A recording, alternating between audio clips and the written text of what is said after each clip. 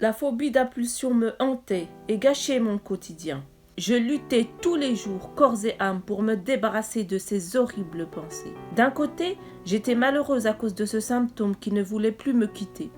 Et d'un autre, je me disais que c'était peut-être un dernier, car les jours passaient et je n'avais pas de nouvelles surprises. Mais j'ai vite déchanté.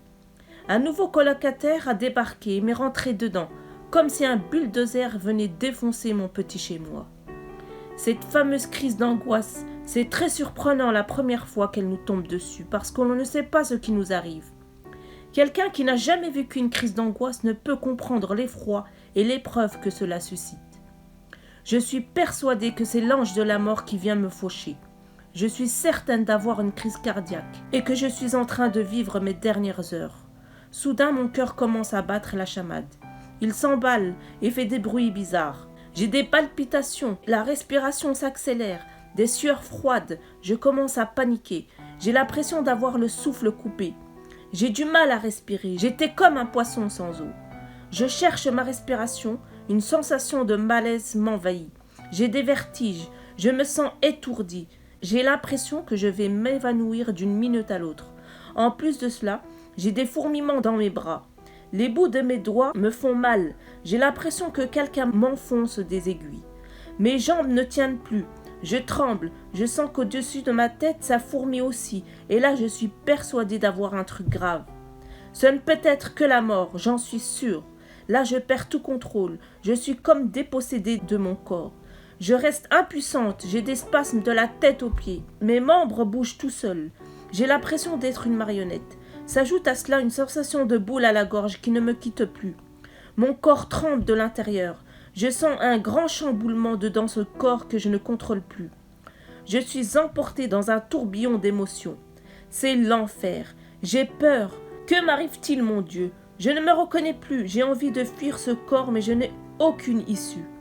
Du coup, je panique. Je cours dans tous les sens. Où aller, mon Dieu, c'est horrible. J'ai parcouru toute la maison, à errer de chambre en chambre, espérant que cette crise diminue. Ouf, enfin. L'oxygène revient petit à petit. Je m'assieds, je reprends mes esprits. Mon cœur commence à battre normalement. La crise a duré 1 minute, mais cela m'a paru une éternité. J'avais l'impression d'être en apnée, en train d'agoniser.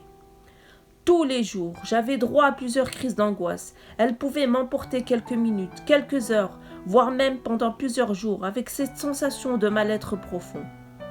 J'avais tout de même quelques jours de répit, mais malheureusement ça ne durait pas. Elles revenaient brusquement, sans me prévenir, et dans n'importe quel lieu. Elles étaient aussi fortes que la première. On ne peut pas s'habituer à de telles crises, c'est impossible, et on croit toujours que la suivante nous sera fatale. Du coup, quand cette tornade était terminée, j'appréhendais déjà une autre. J'avais trop peur que ça recommence. La peur prenait toujours le pas sur la raison. J'étais dans un cercle vicieux. J'avais peur d'avoir peur. Je devenais hystérique, alors j'évitais tout ce qui pouvait les déclencher. Les endroits trop fermés ou trop peuplés, les réunions de famille, les centres commerciaux. Je restais dans ma bulle, je ne voyais presque plus personne, à part mon médecin, le SAMU, les urgences que je saoulais quasi toutes les semaines, pour qu'il me trouve une solution miracle à tout ce mal-être que je traînais depuis plusieurs semaines. Sur ce, prenez soin de vous, en cette période de pandémie, restez chez vous pour le bien-être de tous. La suite prochainement, n'oubliez surtout pas de liker, partager et de vous abonner.